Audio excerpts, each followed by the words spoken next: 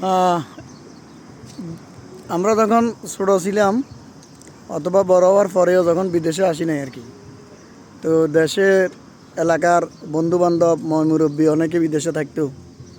তারা আমাদের সাথে বলতো যে বিদেশ এত সুন্দর, আপেল কমলা আঙ্গুর ফুচি ফুচি থাকে গাছতলে, কেউ খায় না।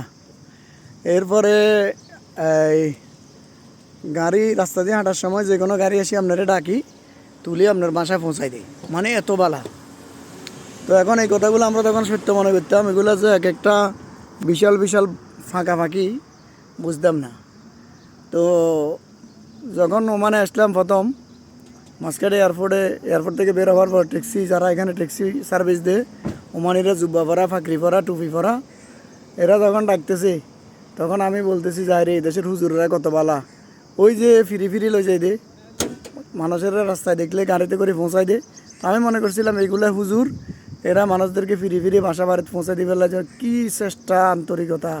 পরে জানলাম যে এটা তাদের একটা ব্যবসা, তারা ট্যাক্সি সার্ভিস দেয়। এই হলো যে এক সময়ের যারা বিদেশে থাকতো তাদের কিছু এই ফাড়াগপ, যে ফাড়াগপগুলা যারা দেশে আছে তারা মনে করে যেগুলো সব সত্য। আসলে বিদেশে এত আরাম, আসলে বিদেশে আসার পর বোঝা যায় বিদেশে কী।